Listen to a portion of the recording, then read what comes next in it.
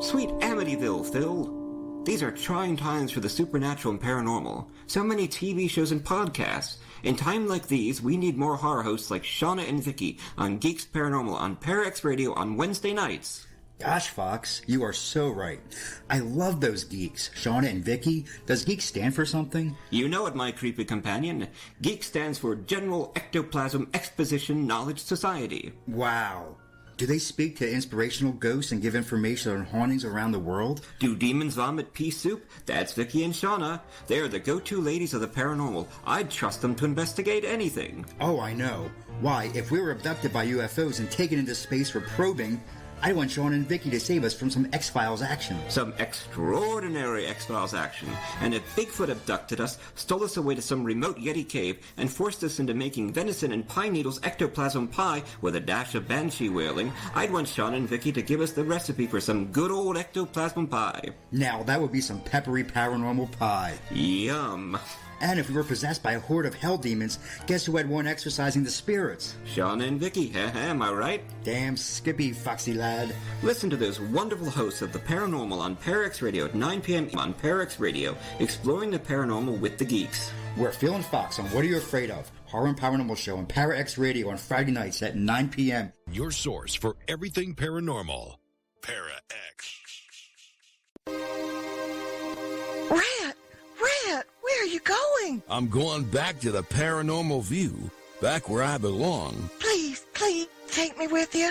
No, I'm through with everything here. I want to see if there's something left in life I haven't explored. Do you know what I'm talking about? Oh, Red, don't run to them. They talk about ghosts and hauntings, UFOs, and all kind of supernatural scary stuff. You'll never understand, will you, Scarlet? No. Well, that's your misfortune. Red, if you go, where shall I go? What shall I do? Frankly, my dear. Line. Oh, you gotta be kidding. That's the Paranormal View with your host, Henry Foister, Jeffrey Gould, and Barbara Duncan. Every Saturday night at 8 p.m. Eastern, exclusively on the ParaX Radio Network.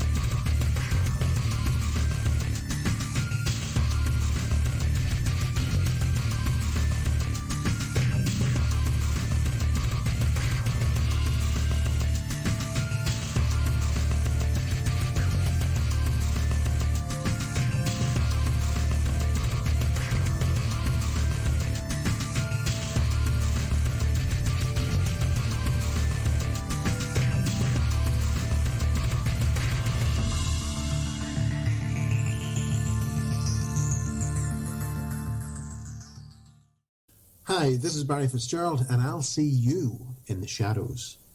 Your source for everything paranormal. ParaX. The views expressed and the opinions given by the individual host and their guests do not necessarily reflect those of ParaX, its affiliates, or its sponsors.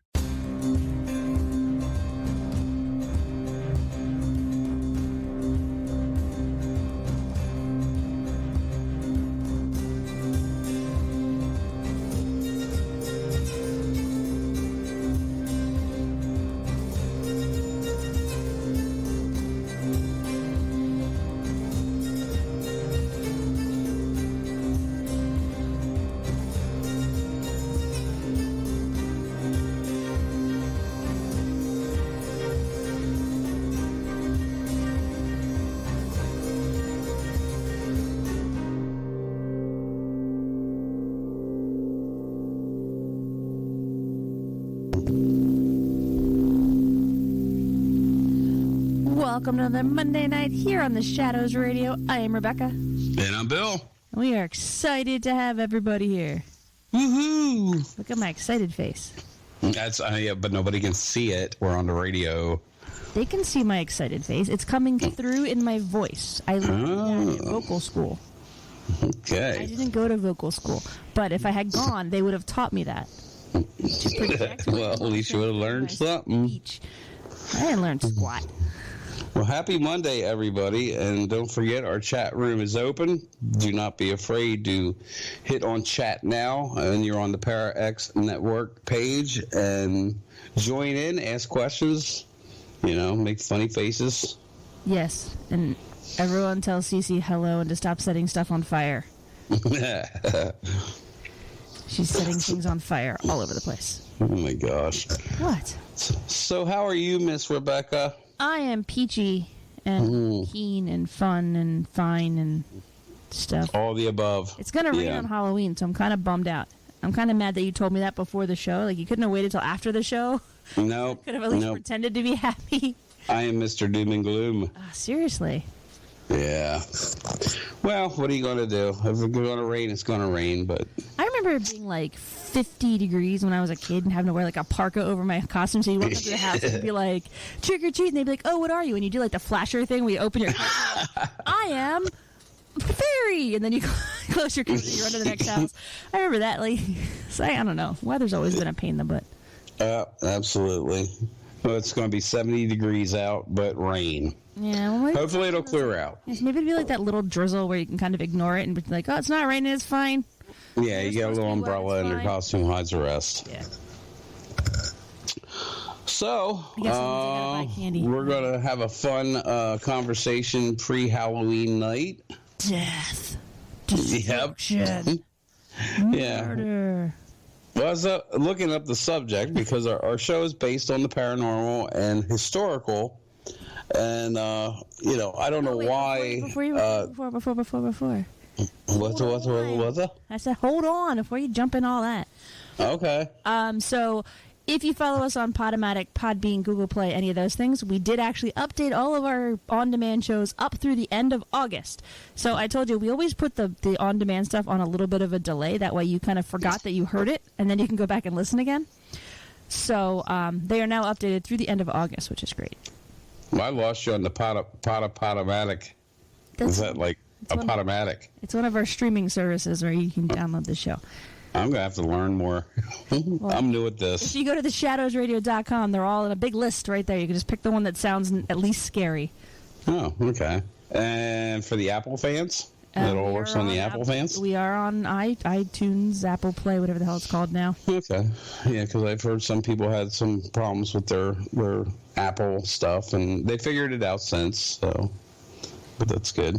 Yeah. So, so I just wanted to say that it is updated, and somebody asked me one time, and I said, that's the logic behind it. We don't always put stuff up. Some people put it up, like, the show airs on Monday, and then they put it up on Tuesday. It's the exact same show. Mm-hmm. I don't know why, but I've always just waited. And then, like, when it's, like, a month old, then I put it up, and all of a sudden people are like, oh, wow, I forgot all about that guest. And you're like, yeah, see, I'm a genius. Makes them want it. Yeah, exactly. Just holding it out. Anyway. So there's that. And then also I want to give a shout out to the listener who said that they really loved our Sauter family story. Nice. I believe you got the feedback on that one, and I just want to say that I do appreciate stuff like that because we put a lot of research into some of these topics. Oh, absolutely. And when somebody comes back and goes, I really learned something from that, it makes me feel all tingly and happy because it means that someone was paying attention. So, I forget, do you remember who said that? Yeah, that was Kim, and thank you, Kim. We love you, Kim. Yep. Okay, now you may speak the topic. Well, what are you going to be for Halloween, real quick? I know your daughter. Yeah, you're going to take her out. I'm going to be a mother of 2.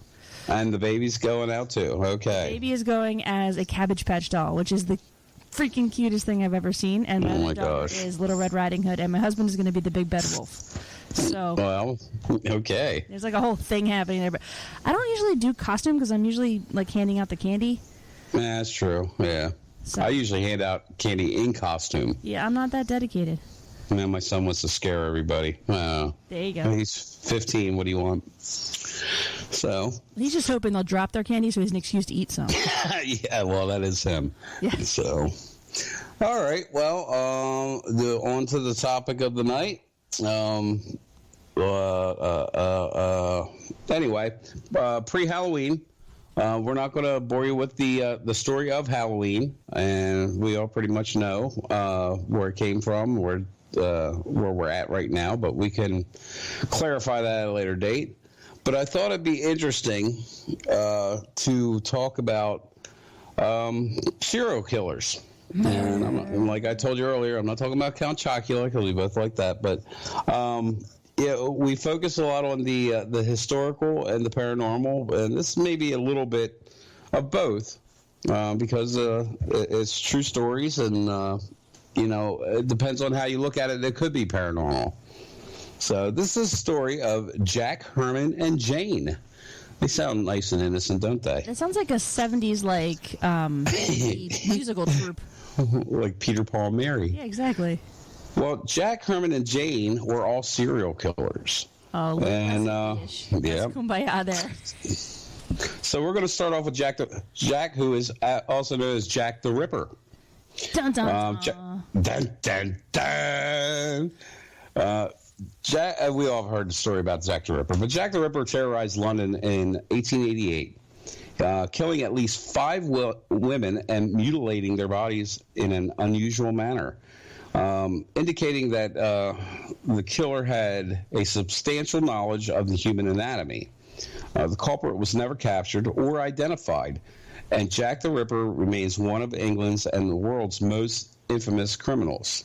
Now, we've all seen the TV shows, the movies, everything about Jack the Ripper, so there's so many different variations of what it was or who he was.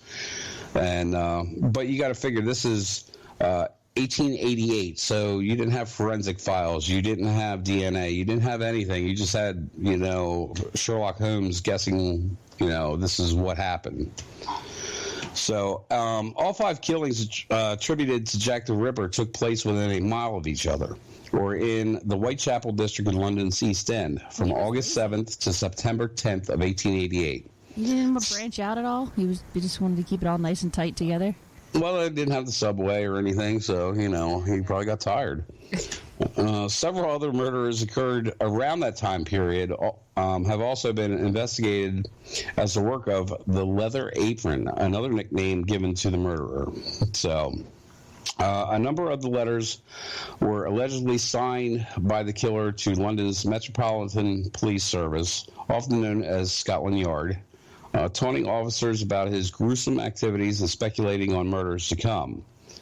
The moniker Jack the Ripper originates from the letter, which may have been a hoax, but published at the time of the attacks. Despite countless investigations claiming definite evidence of the brutal killer's identity, his or her name and motives are still unknown. So I think I may have skipped over something about the letters, but letters were sent to Scotland Yard as a tease. So this guy was going out, or should say guy or girl, was going out killing people and then teasing Scotland Yard with, hey, look what I did, you can't catch me. So, anyway, various authorities or theories about Jack the Ripper's identity have been produced over the past several decades, which include claims accusing the famous Victorian painter Walter Sicklet, a Polish migrant, and even a grandson of Queen Victoria. Since 1888, more than 100 suspects have been named, contributing to the widespread folklore and the ghoulish entertainment surrounding the mystery. Jack the Ripper's murders suddenly stopped in the fall of 1888, and a lot of this you've heard about it, but it kind of will lead into another part of the story. But London citizens continued to demand answers and would not come. Even more than a century later, they still have no clue who this guy was. The ongoing case, which has spawned an industry of books, films, TV series, and historical tours, has met with a number of hindrances, including lack of evidence, a gamut of misinformation and false testimony, and tight regulations by Scotland Yard. So basically, they didn't want to lead out the information for the public to help them, but the public was so crazed by the murders that their information they were giving them was tainted and wrong. So Jack the Ripper has been a topic of news stories for more than 120 years and will likely continue for decades to come. So that's part one of Jack the Ripper. Now, we've all seen, the gruesome stories on TV or the movies depicting them. So we got a little history on this guy. But the kicker, I chose these subjects in. There's so many serial killers out there, or were out there, or are out there now. But these, we're going to zero in on 3 different ones tonight. The second will be H.H. Holmes and the theory of him and Jack the Ripper. Yeah, I actually went on a Jack the Ripper tour in London, and they actually mentioned Holmes as like one of the main suspects or whatever, and that was 25 years ago, something like that. Oh, wow. And they had said, they went through it was like a Duke. That was one of the people. There was a local Polish doctor or something like that, and then there was H.H. Holmes. And I'm like, oh, okay. Oh, wow. So they already had his name in the little hat, per se, to but I feel like the suspects. I feel like Jack the Ripper is one of those people that, like, every time you turn around, somebody else is Jack the Ripper, and it's definitive proof here. And right. Yeah, it's like, okay, sure. Yeah, they were all crazed but I'm sure there was plenty more serial killers to begin with, but I think that he is the one that brought that to the limelight, that somebody's doing this, and he is very good with the human anatomy. So well, I think that was part of it. Was number one, it was so unbelievably gruesome what he was doing, and it seemed to be one person doing the same thing over and over and over again, and he was taunting the police with his letters that kind of made this more of a story than any other. That's why I think, in my head at least, why it's so infamous. No, I agree with you 100%. And he is not. H.H. Holmes is not related to John Holmes. Kyle, that was for you, just to let you know. Another one of our listeners who would probably ask me that question later, just to be, Anyway. So, on with it. In 2017, the History Channel, which we all watch, or most of us, aired a 8-part series called The American Ripper, in which Holmes' great-grandson, Jeff Mudgett, explored the theory of whether H.H. Holmes was actually Jack the Ripper. Now, I did watch this, and it was very interesting. And you can draw your own conclusions from the rest of this story. Or go on, demand and look it up. The series also investigated the rumor that Holmes had somehow escaped execution, concluding with a visit to his gravesite to exhume his remains. That I don't actually understand that, because I didn't actually see that, But anyway, who was H.H. Holmes? Herman Webster Mudgett. I guess that's why he went by H.H. Better known as H.H. Holmes. Name. Sorry. Yeah. May 16th, 1861 to May 7th, 1896. So he is in the time frame of what you would, be paralleled with Jack the Ripper. He was a con artist and a bigamist who was one of America's first serial killers, sometimes referred to as the Beast of Chicago. Holmes is believed to have killed somewhere between 20 and 200 people. Well, there's a range. Yeah. We don't know, so we're just going to stick a random number out there and hope it's somewhere in this range. Yeah, these guys, he might have murdered. Those ones, yeah, whatever. He killed many of his victims in a specifically constructed home, which was later nicknamed the Murder Castle. You ever been there? I have not. It's not there anymore. Oh, okay. Well, that's probably why. It's like a drugstore now. A what? I think that corner, like that intersection, is now like a drugstore or something. Okay. Yeah. Family Dollar. It's something like that. He was apprehended in 1894. He was hanged for his crimes 2 years later. Eric Lawson wrote about Holmes in 2003 book, The Devil in the White City, which was adapted for a feature film starring Leonardo DiCaprio. Hey. All right, so he was found to be a serial killer. He was hanged for his crimes, from 20 to 200 of them. But he was also a scam artist, and this is how he got his victims, basically. H.H. Holmes was born Herman Webster Mudgett on May 16, 1861, in Gilmantown, New Hampshire. Born into an affluent family, Holmes enjoyed a privileged childhood and was said to be usually intelligent or unusually intelligent at an early age. Still, there was haunting signs of what was to come. He expressed an interest in medicine, which reportedly led him to practice surgery on animals. Some accounts indicate that he may have been responsible for the death of his friend. Holmes' life of crime began with various frauds and scams. As a medical student at the University of Michigan, that's where my daughter wants to go to school, by the way, he stole corpses and used to make them false insurance claims. Holmes may have used the bodies for experiments as well. I guess that was never really proven, but, it just goes without saying. In 1885, H.H. Holmes moved to Chicago, Illinois. He soon found work in a pharmacy using the now infamous alias Dr. Henry H. Holmes. Eventually took over the business and was later rumored to have killed its original owner. I know that's not funny, but Holmes had a 3-story building constructed nearby, creating an elaborate house of horrors. The upper floors contained his living quarters and many small rooms where he tortured and killed his victims. There were also trapdoors and chutes that enabled him to move the bodies down to the basement, where he could burn their remains in a kiln or dispose them in other ways. And this guy was a sicko. Yeah. During the 1893 Columbian Exposition, Holmes opened up his home as the hotel for visitors. Now, the Columbian Exposition, that was like the World's Fair of some sort, or some big old... Yeah, it's similar to that, yep. Okay.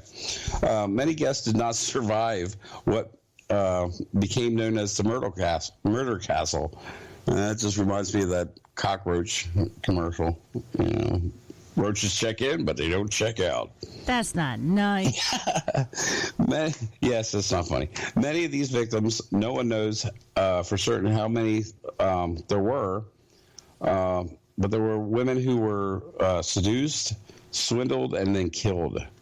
Holmes had a habit of getting engaged to a woman, only for his fiancée to suddenly disappear.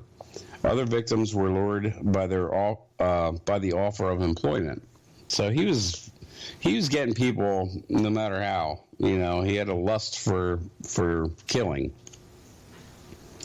Holmes left Chicago shortly after the World's Fair to continue his schemes, including the plan with an associate named Benjamin Petzel, in which he would fake his own death to collect $10,000 from a life insurance company. Jailed at one point for another fraud, Holmes confided in fellow inmates and notorious outlaw Marion Hedgepeth, who knew Holmes as H.M. Howard. So he had a bunch of aliases. So about the life insurance scheme. Hedgepeth later helped investigators by revealing details of their discussion. So, he thinks he's getting away with a lot of stuff, but then they start shrinking on him. Well, I mean, you think about it. At some point, I don't care how many people kind of show up at your house and never come back out again. At some point, somebody's going to notice. Somebody going to notice. So there's 400 people at the party, but only 200 left. Well, while the authorities eventually identified Howard as Holmes, they did not catch on soon enough to stop his final numbers of the murders. Basically, Holmes killed Wetzel, and after telling his widow that her husband was still alive and in hiding, convinced her to let him travel with 3 of her 5 children, who also became his victims. I mean, really. But I guess you didn't know. You didn't know back then. You didn't have that fear that you do knowing what we know now. Well, yeah, I mean, it's very easy to look back on the story knowing, you say H.H. Holmes and everyone kind of cringes now in 2019. But, I mean, you're talking about then when people they didn't know who he was. He was some guy that owned a shop in a building and had a bunch of boarders that may or may not have disappeared, you know? Yeah, and I'm sure he came across as a wealthy man of some sort, if I was to guess. I say most serial killers, as far as I understand from watching a lot of true crime documentaries and things, is that most serial killers come across as fairly charismatic and kind of attractive personalities, where they might not be physically attractive, but somehow their personality draws you in and wants to, makes you want to trust them and everything, which is how they get away with a lot of what they do. So I can imagine that he was probably in that ilk.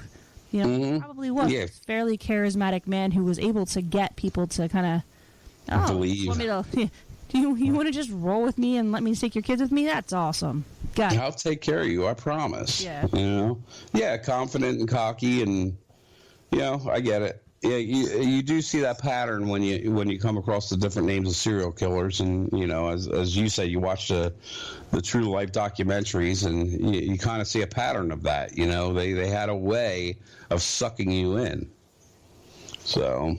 Yeah, I mean, I'm not surprised that people are just kind of like, here, take my kid, or here, let me just stay with you for a little while. I guess that's the way it was kind of back in those times. So. Well, after several weeks of outrunning authorities, Holmes was finally apprehended in November of 1894.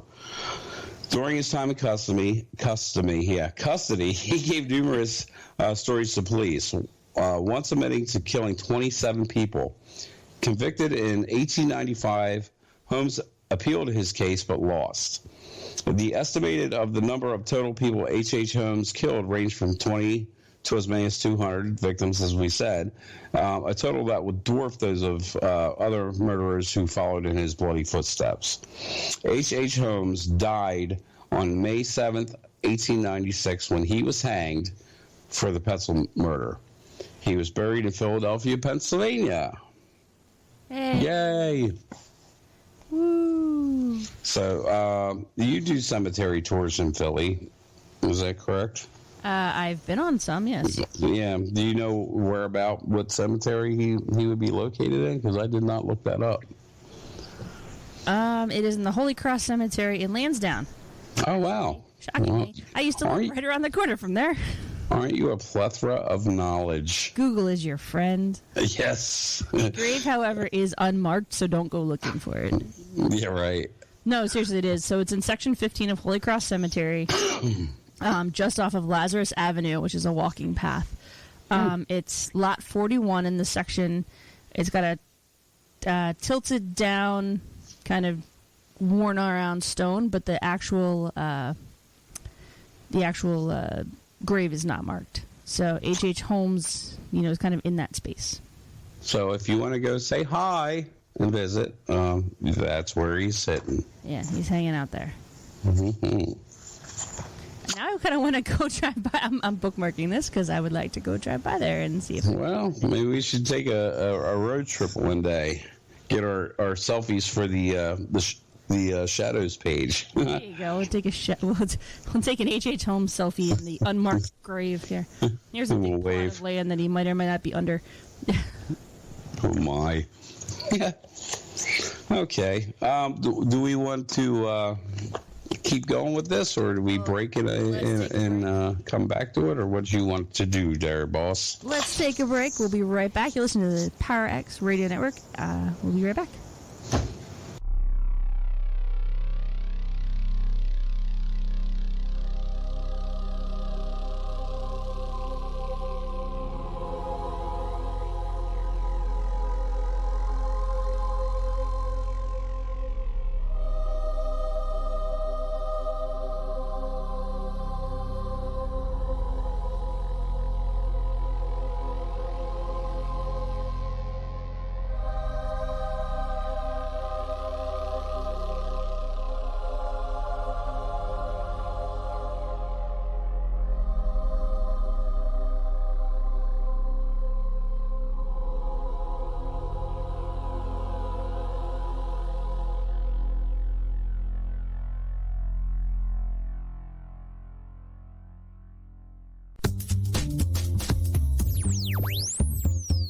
Gillo from Ghost Adventures, and you're listening to Parax Radio.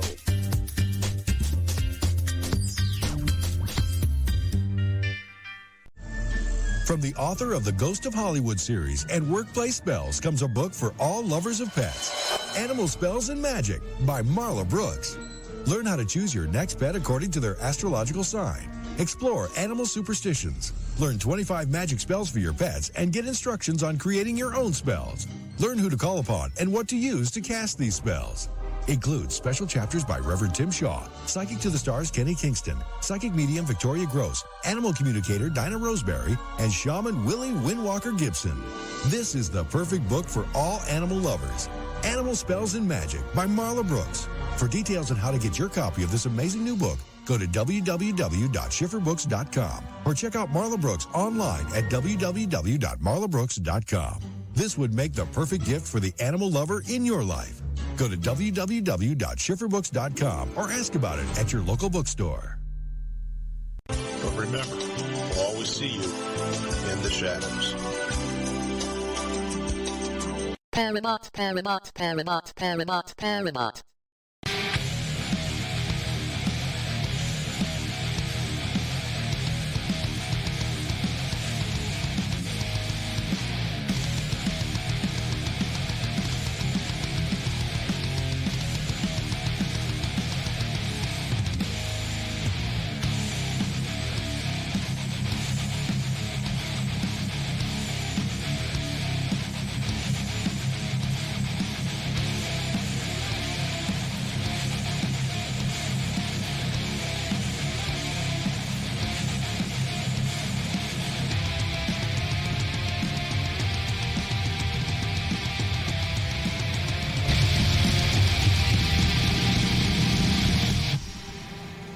Welcome back to the Shadows Radio here on the Parax Radio Network. I'm still Rebecca. I'm still Bill. I thought you were going to put your radio voice on. I'm still Bill. Thank you. That was weirdly top 40.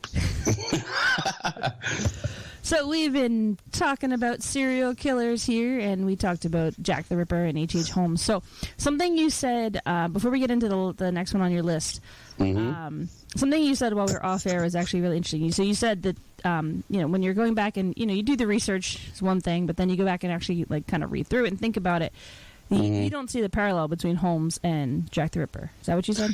Yeah, basically I see the timeline, but since he was born in New England and they basically had his steps from then to schooling to whatever, it's hard to think that, okay, what did he do? Go over to London and kill people and then rush back?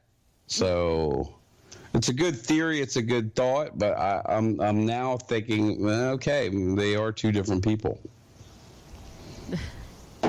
Yeah, I mean, I don't know. I mean, Holmes definitely had a manner and a style with which he killed, and I don't think that taking a prostitute into an alley and eviscerating her was really, his style. I feel like it was more of it almost reminds me more of Saw, every room is a trap and everywhere is kind of, kind of coming for you. Yeah, it was a game to Holmes. It was I don't know, he enjoyed what he did, that he pre-planned it to the hilt, where Jack the Ripper, it was I feel it was an urge, and he, knew who he was, the type of people he wanted to kill, but it was opportunists. Yeah, exactly. So that's why I kind of, I don't know, I see it and I don't know, I don't see it. I think that we can kind of cross him off the list. Right. But do your own research. Not you, Rebecca. Everybody out listening to us. Wow, thanks a lot. And see what you come up with. I mean, because I thought it was kind of interesting to have that aha moment. I actually thought when I did the research on this that, hey, you know what?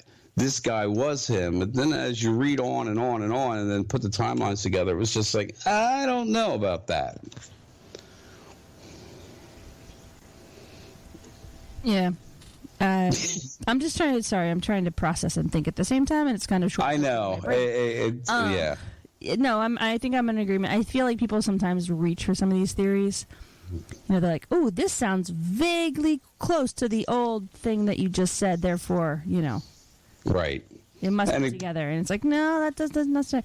See, that's the problem with the paranormal. Look, we just tied it back to ghosts. People right? No. Paranormal investigation. We're like, it kind of, sort of, maybe looks like that. Right. And you're like, no, that's not how that works. But yeah. So anyway. Yeah. That was an interesting observation, but I feel like you're never going to convince anybody of anything. And even like with the Jeff Mudgett special that you were talking about. Right. I didn't watch it because I knew it was going to be like every other special on the History Channel and they were going to find squat. But it's almost like he's trying to, I don't know, clear his family's name. It's like, dude, sorry, your family did something pretty terrible. Yeah, tough. Yeah. Take a step back and disappear. Maybe change your name. I don't know, something. Yeah, the Mudgett name would be kind of out there. Yeah. So, yeah. So, I don't know. That was just my opinion. But, okay, let's go next. No, that's good. It's good. The next part of the program here on The Shadows, I hit upon two early ones, and here is a story of I don't know if it's the first documented, but it's pretty close to a first female serial killer. So, ladies, I didn't want you to feel left out that only guys do this. Maybe for different reasons, or maybe some of you would want to do this for different reasons. But anyway, we're going to talk about Jane Toppin. She was a violent, basically a violent to a shock of the 19th century Americas, as the Manson murders would, be a century later. So it was pretty top 20 back then. So one of the many serial killers using the evocation to nursing or medicine.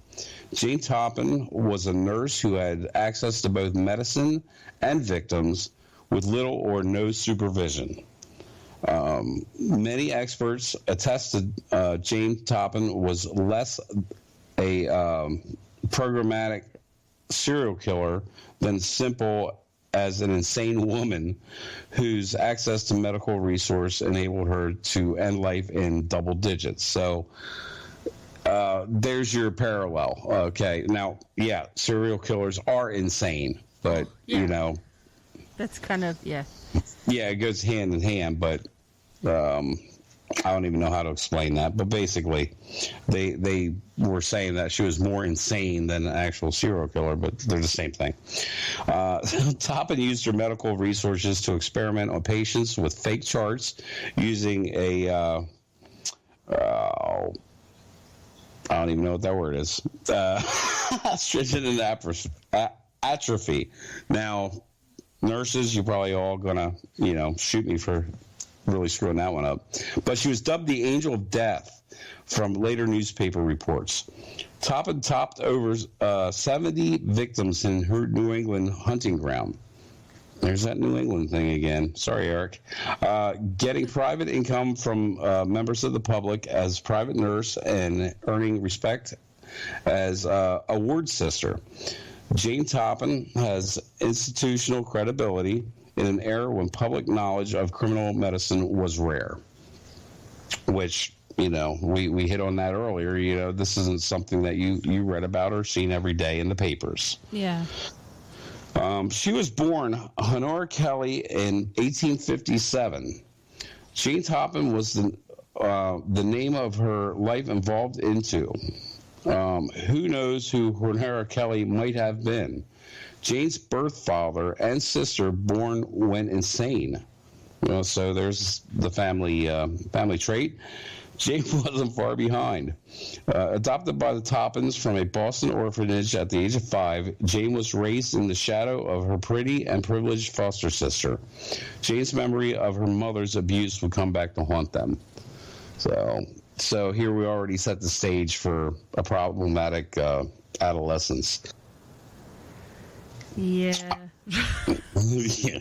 Toppin operated in March of Death her march of death in a time when serial killers were barely known or suspected at all.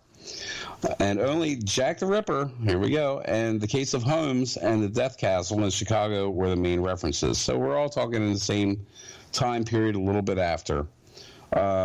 Jane Toppin delivered injections of death using drugs like morphine and atropine that mask the symptoms of either substance in the dead patient. So she knew her stuff about, medicine, what was going to work, what wouldn't, and what would cover it up for her. Well, I mean, if you're going to do it, I guess know what you're doing. Yeah. Excuse me, I had to cough. I'm sorry about that. Yes. Jane believed that herself as an angel of death, a bringer of mercy, a provident dispenser of mortal relief.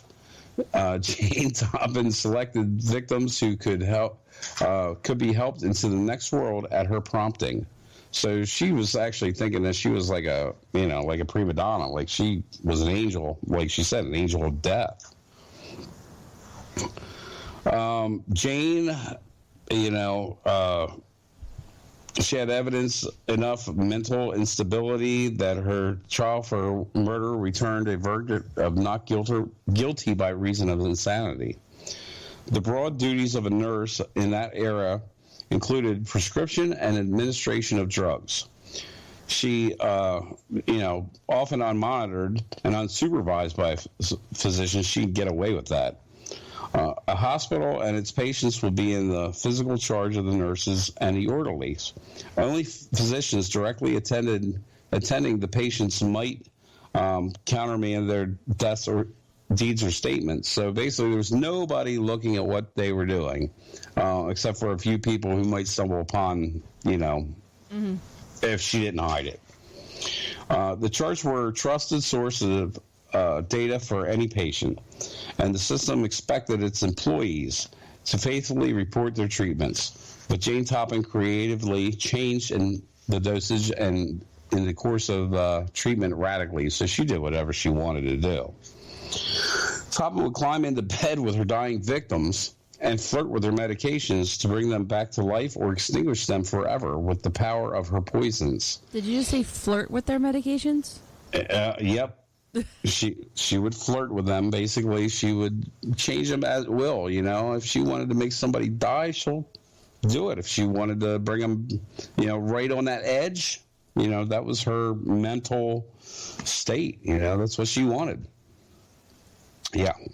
So, as a jolly nurse who she was perceived as a good sport, she was not connected with the deaths of occurring on her watch for a long time.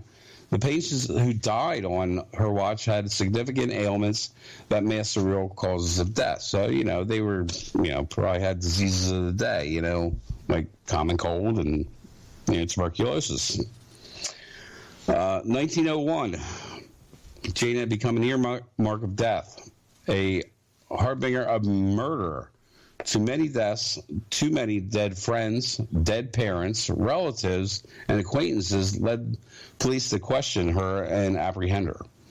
She even became engaged to the man that threw her out of the house after multiple family illnesses, in quotes, and deaths. So, she was engaged to some guy, and, people started dying in the house around her. So, That's okay. Yeah, that's the old antifreeze in the coffee in the morning thing, I guess. She was judged. Hey, it's suspicious that around this woman there's a heck of a lot of random illness and death. No one thought that was important to bring up. Or she was a nurse. People die. Yeah, but I mean, think about a nurse today. They all track their successful outcomes. Mm-hmm. You would think that at some point be like, hey, Susie over there has an awful lot of dead bodies behind her. Maybe we should look into this. Or maybe she should consider a different career. Yeah. Just a thought. I don't know. Yeah, well, we didn't have ways to track them back then. And, hey, you trusted your nurse. You trusted that lady serial killer not to put the antifreeze in your coffee in the morning. But she was judged insane, and Jane Toppin was committed to a mental institution. She spent her last days fearing poisoning from the guards. Now, there's a, whole thing come around. And she taunted them with the threats of her revenge. A New York Times article in follow-up traced the delusions and the insanity of Jane Toppin and termed her mental state as mortal insanity. Now, I dated a lot back in the day, and mortal insanity never came up, so I'm still here. Well, nobody ever tried to poison you, right? That I know of. I tried to poison myself plenty of times. Okay, drinking blood is not poisoning yourself. White lightning. So Jane did admit to murdering 31 people.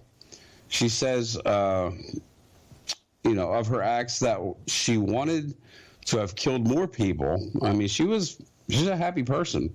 She wanted to kill more people, helpless people, and any other man or woman who ever lived. So there's a wide range. I want to kill, helpless people and any other man or woman who ever lived. So, basically everybody. Here's the kicker, but she spent the remainder of her days in the Taunton Insane Hospital, where she would die of natural causes. So she was not poisoned in the end and had to live with, knowing she didn't get to kill the world. I feel like there was a whole lot of dropped balls on this one here. Like, yeah, there was many red flags when the body count behind the nurse is stacking up ridiculously. I mean, that's a lot of people, 30. She admitted to killing 31. Doesn't mean that's all she killed. But you said in the beginning, right, that she was between 220 and 200, right? That was wasn't that Holmes? Oh, yeah, that was Holmes. I forget. Now they're all blending together. They're all killing too many people. They're all killing everything. Yeah, everybody's dead at this point. Everybody, let's kill the world. But even still, there has to be some kind of people weren't necessarily dumb back then. They just didn't have technology. Therefore, there still should have been some observant people that said, hey, this doesn't look quite right. Or, yeah, because you figure we walk down the street and say, hey, that guy looks a little suspicious. You're working in a hospital next to somebody, so every patient dies. I would think that would be something that people might say, hey, did you check out her charts lately? Something seems wrong. Maybe nursing is not her forte. Something, But it makes you wonder, is that going on now? I mean, it could, I suppose, even though there is, I feel like every TV show set in a hospital at some point has somebody poisoning somebody through an IV line. So yeah. It has to be at some point, I guess. Yeah, it's just nuts. I mean, I guess if you want to kill somebody, you're going to do it. So. Murder. I mean, but, I went on, when I was looking up these stories, I found a site called Odyssey online, and they just had the top 10 most notorious serial killers. Yeah. Excuse me. Number 10, and some of these I actually never heard of, but number 10 was David Barkowitz, who, the son of Sam. We've seen movies and documentaries on him. He also called the 44 caliber killer, and he claimed 6 victims, probably more. Number 9, John Wayne Gacy. He was Pogo the Clown, 30 victims. Okay. And you can chime into how you think he did all these, because oh my God. Number 8, Ted Bundy, and everybody liked Ted. Ted was a great guy. Very charismatic, yeah. Yeah, he 12. He actually saved 12 heads as trophies of his victims, and there were countless victims from Ted Bundy. We'll probably never know the exact amount. Yeah, he only admitted to those few, but I think that there was supposedly they're still finding bodies from him, I think. Right. Mm-hmm. Number 7, Dennis Rader. The BTK killer, you might know him as. Yeah. Blind torture kill, if you want to know what that means. Yep. Exact numbers unknown, but claims to have killed 10.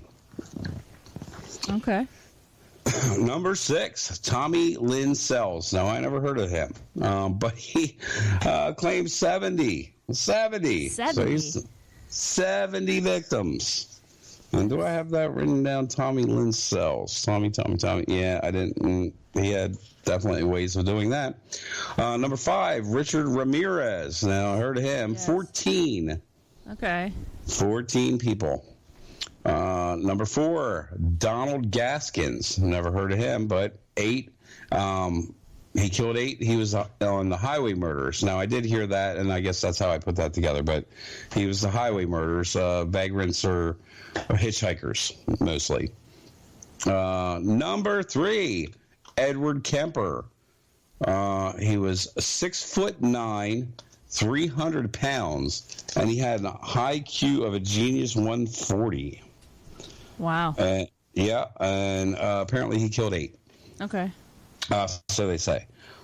Number 2, Gary Ridgway, the Green River Killer. Now, I know there's docs and movies on that one. Yeah. He liked runaways and prostitutes, and he had claimed 48. Wow. Yeah, that's just unreal. And number 1, any guesses? Any guesses? A.J. Holmes. Nope. Oh. Jeffrey Dahmer. All right. Okay. 17 victims in the House of Horrors. Yeah, that's... Yep. Throughout the years, unfortunately, there have been countless murderers and that have been labeled as serial killers, and in their hands, hundreds, if not thousands, have died. But, I mean, what makes a serial killer, Rebecca? I mean, is it just... What is it? Murder? No, actually, I just was out of curiosity looking up the official definition, and according to a FBI, the official definition of a serial killer is someone who kills for sadistic pleasure and has murdered more than 3 people in a similar manner. And that's what makes... And they said, but at any one time, there's between 25 and 50 active serial killers. Holy crap. Yeah, that's a lot. So right now there's that many out there that we just don't know exactly about yet. Wow. Phew. Well, a lot of people say, I mean, once they capture one, it could be a chemical imbalance. A child, I mean, they're abused in their childhood and something rattles loose.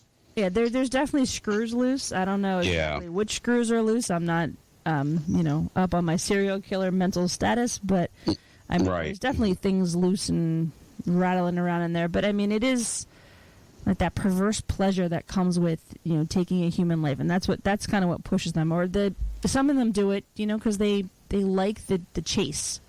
Yeah, that was the Son of Sam's whole thing was, the Zodiac Killer was like, let me keep sending out all these clues, and they're never going to find me because I'm smarter than you. So, right. Yeah. Well, then you have he was on the list, but Charles Manson, because he really had people murdered for him. So he never actually murdered anybody. Right. But he was supposedly, another thought was demonic possession. Mm-hmm. It's like, I didn't do it, The devil made me do it.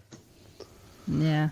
So I guess that's the paranormal part of the mystery of serial killers. It's like, okay, could it have been demonic possession? Probably no, but it just screwed up people. Yeah, definitely, and they're all from Massachusetts apparently. So that New England thing. Where's your husband from? He's from as my daughter says, Massachusetts. Massachusetts, Boston. Yes, mash the juices. Massachusetts. Eric's not a serial killer. I mean, he might eat a lot of cereal. I don't know. He does kill a lot of boxes of cereal. See? So he is. Yes. Different spelling for sure. Yes. Hi, Vic. All right, guys. We are out of time, so we're going to wrap it up. We'll be back next week with something else fun. Yay. I had thought about a thing, but I'm not going to say what it is until I actually put it on paper or something. All right. But as always, I'm Rebecca. And I'm Bill. And we'll see you in the shadows.